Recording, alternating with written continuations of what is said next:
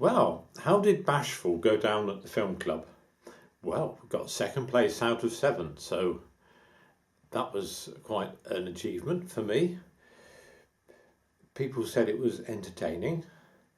People also said that there was flaws in it, but it was entertaining, and I'll agree there was flaws. And of course, as I probably said in the other bit, everything is a compromise, and you've just got to get what you can when you can. I had some interesting conversations about it afterwards. This is the main conversation.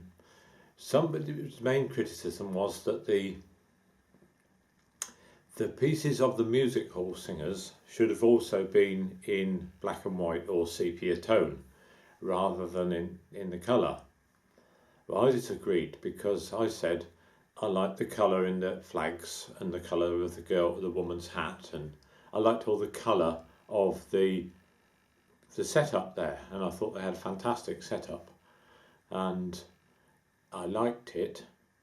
And more than that, I wanted it to come across as a modern day reenactment rather than something from the 20s.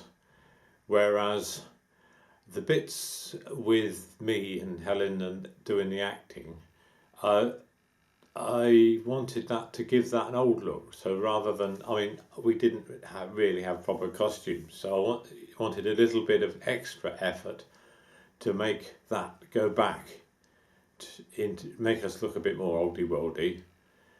And we were in situations without much colour or much preparation because it was just off the hoof, as it were. And my main point is that this man said that I should have put the other in sepia tone. It didn't matter what I thought, what my opinions were or my thoughts were. It would have just added to the whole look of the film. I did edit the whole film once I'd edited the film, because I edited the whole film. I put vignetting on the whole film, which is a little dark area around the edge of the film, just to sort of bind it all together a little bit and to give the whole film a little bit of oldie-worldy. And he made the very astounding statement that is, when you're in the film business, you have to be prepared to kill your babies, which basically is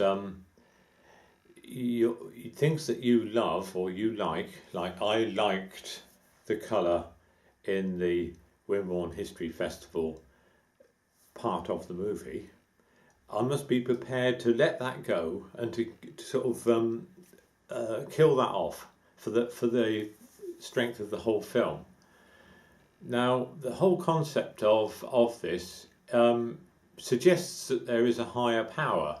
There's this higher film power, or this this film sort of God thing, where there's this film perfection, and you've got to somehow tune into this film perfection for the sake of the bigger picture. Well, it's very similar to killing off your own ego. I mean, there is quite a movement of the thought that we ought to have ego death, and I'm certainly not in favour of ego death, because really the ego is part of the God bit of one. I know there's two sorts of ego, and I don't quite understand both the different sorts. There's a Chinese Buddhism sort and the Freudian sort.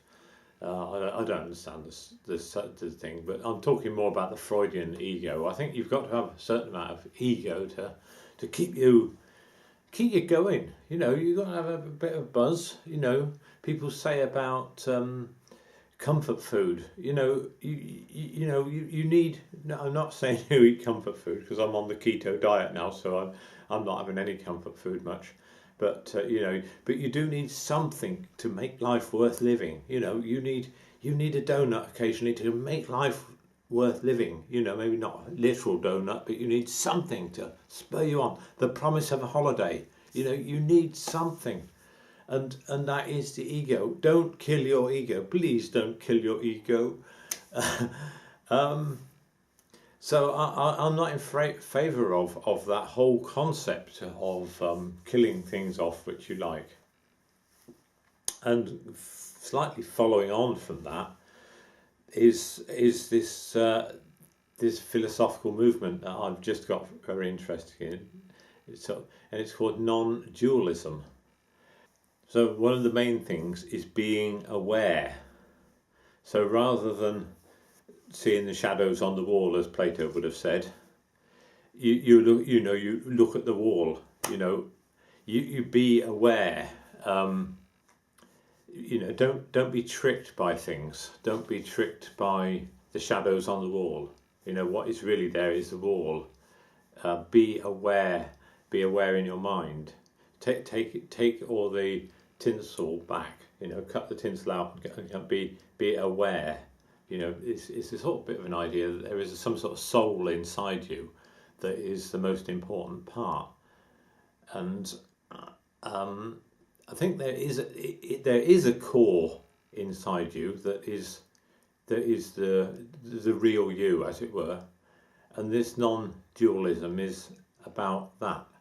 And it's about not thinking that there's a God outside that is dominating one's inside, but there isn't a God outside and a God inside. There's just the one inside, as it were, which is inside and outside. Not very plain there, but thinking of one thing, there is one you. I think if you want to really know about non-dualism, you'd have to look it up.